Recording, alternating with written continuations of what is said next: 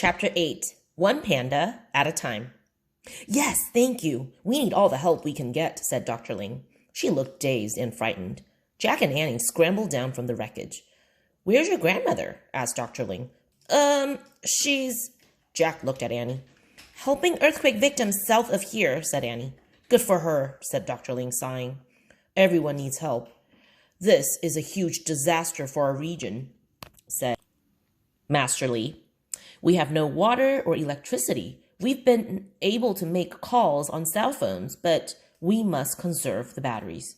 How's Bing Bing? Jack asked. She's missing, said Master Li. His voice quavered. Missing? Said Jack. Yes, said Master Li. I can't find her anywhere. Don't worry, we'll help you, said Annie. Master Li's eyes welled with tears. Thank you, he said. She is like a member of my family. He took a deep breath, then spoke clearly and steadily. The pandas are terrified by the quake and the landslides. Many of their homes have been destroyed.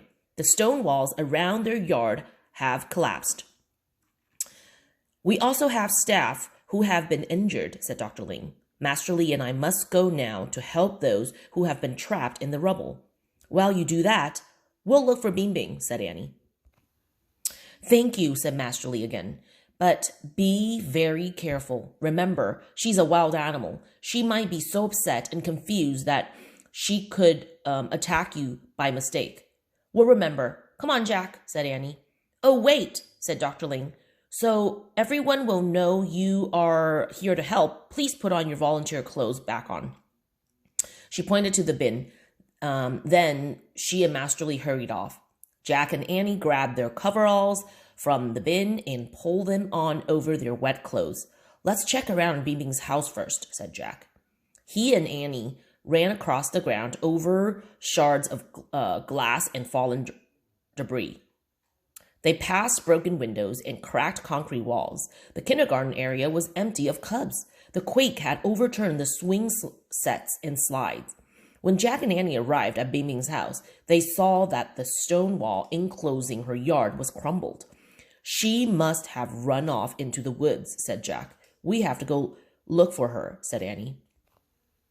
Jack and Annie climbed over the collapsed wall. Then they scrambled over piles of shrubs and branches into the forest. Bing, bing, Annie called. Bing, bing, Jack echoed. They kept moving through the broken brush until Jack stopped. He grabbed Annie. Shh, he said and pointed. Bing Bing was sitting in the middle of a fallen bamboo grove. Her forepaws rested in her lap. Her head sagged on her chest, and her eyes were closed. The giant panda was snoring. She looks exhausted, said Jack. Annie smiled. She doesn't look like she's going to attack us, she said. Bing Bing raised her head when she saw Jack and Annie. She let out a bellow. Don't be scared, Bing Bing, said Jack. He and Annie crept closer to the panda. They knelt down beside her. Hi there, said Annie. She gently patted the giant panda's furry head. Bing Bing made soft sounds. Are you hungry? Asked Jack. He picked up a broken bamboo stalk and offered it to the panda. She took the shoot in her paws and pulled off the leaves with her teeth. She gazed at Jack as she chewed. He thought she looked weary and sad. Listen, Annie whispered. Soft whimpering sounds came from the tree behind the thicket. Annie stood up and quietly stepped through the broken bamboo. Look, it's Roly and Polly, she said. Wait here, Jack said to Bing Bing. Keep eating. He hurried to Annie's side. High up in a tree were two small pandas. It's okay, said Jack, as if he were talking to little children. Come down now, one panda at a time. Come on, Roly, Annie coaxed the nearest panda's cub. Come to me. The small panda started down the tree trunk rump first. When he got close to the ground, Annie put her arm around him and pried him loose from the tree. Roly made little chirping sounds. I understand, Annie said to the cub. The earthquake was awful, wasn't it? You were so...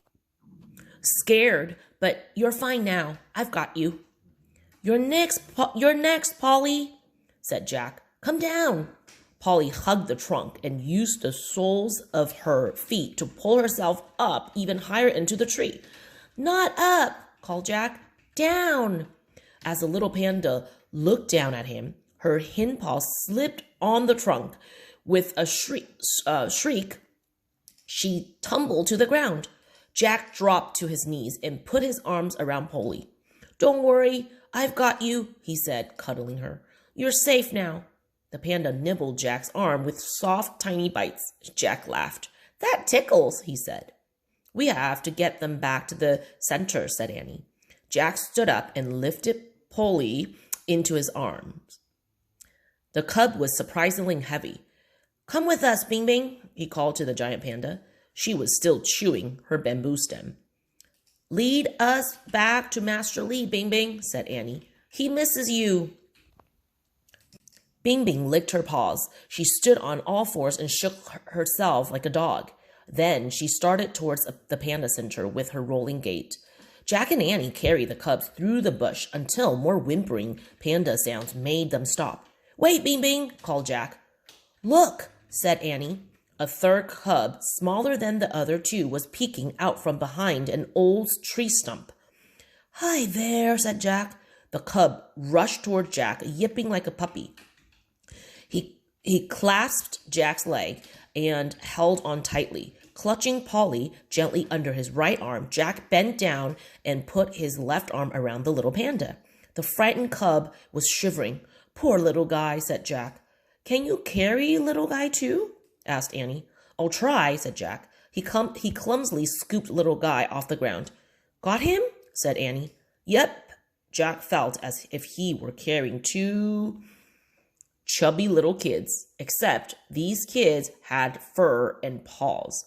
All set, he said. Let's go, gang. Jack held up tightly to little guy and Polly. Annie carried Rolly in her arms. Bing Bing trotted ahead over the fallen rocks and crushed bamboo. They all climbed over the ruins of the collapsed wall. Master Li was waiting in Bing Bing's yard. When he saw the panda, his face lit up. Bing! He cried and raced across the yard towards her. Bing Bing sat on her back legs, and Master Li grabbed her forepaws. Oh, Bing, you're not hurt one bit, are you? He said. He hugged the giant panda and laughed. Bing Bing made snorting noises that sounded like laughter too. Dr. Ling came running into the yard. The missing cubs, she cried. Where did you find them? Hiding in the trees, said Annie. The cubs made squeaking sounds as if they were trying to tell Dr. Ling about their terrifying adventure. Dr. Ling smiled. We'll take them to the nursery and give them milk to calm them down, she said. We're using a small generator to keep the incubator going for the newborn. Did you help everyone out of the rubble? Annie asked her. Yes, all the workers at the Panda Center are safe now, said Dr. Ling, just bruised and shaken. We are very fortunate, for we have word that other workers in the nature reserve are harmed or missing. Let us go.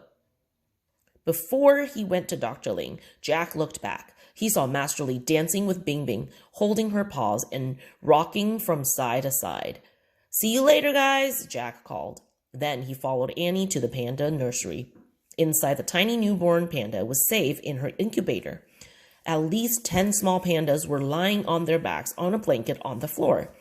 They were all drinking milk from baby bottles.